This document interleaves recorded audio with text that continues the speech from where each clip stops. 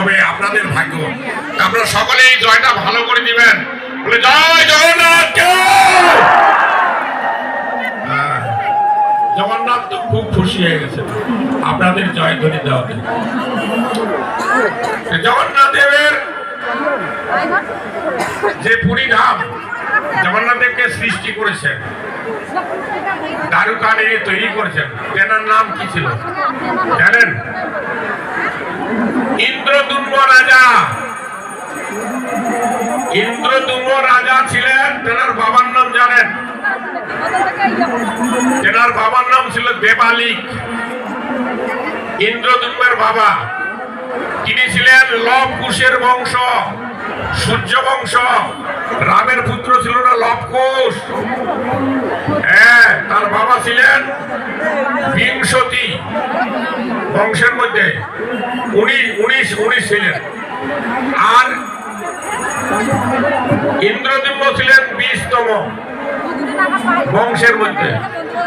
সেই ইন্দ্রদুম্ন রাজা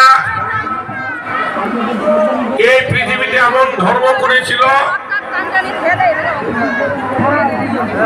তার ফলে তিনি সশরীরে স্বর্গে গিয়েছেন। তেনার এমন ক্ষমতা ছিলেন। এই জগন্নাথ দেবের প্রতিষ্ঠা হয় মন্দির, তখন তিনি সশরীরে ব্রহ্মলোক গিয়েছিলেন। ব্রহ্মাজিকে নিয়ে এসে এই জগন্নাথ দেবের প্রতিষ্ঠা করেছিলেন। জগন্নাথ দেবের প্রথম রথ হল গরুর ধবস রথ।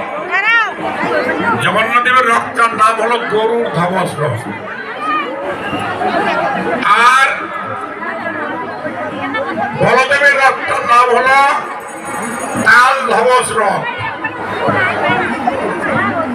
আর সুভদ্রার যে রথটা তার বোনের, এটা হলো পদ্ম ধবস রথ। এই 3টা রথ সৃষ্টি করলেন। কেন হলো জগন্নাথ দেবের?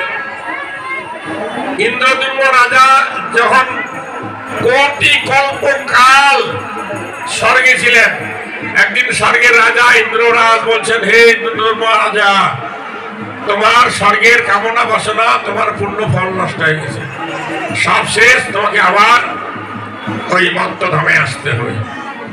কেন একটু আগে আপনি বললো না যে আপনার স্বর্গে যাবেন না নরকে যাবেন? কি বললেন? স্বর্গে যাবেন। স্বর্গে গেলেও আপনাদের মুক্তি হবে না। জগন্নাথ দেবের রশিটা ধরবেন, আপনার গোলক বৃন্দাবন চলে যাবেন, আর আপনাদের পুনর্জন্ম হবে না। এখন তো স্বর্গ থেকে আবার ফিরে আসলো। গীতা বলছেন, পেতাং ভোক্তা স্বর্গ লোক বিশালম কিনে পুণ্যমত্ত লোক বিশন্তি এবং ধর্ম মনুপ্রপান্ন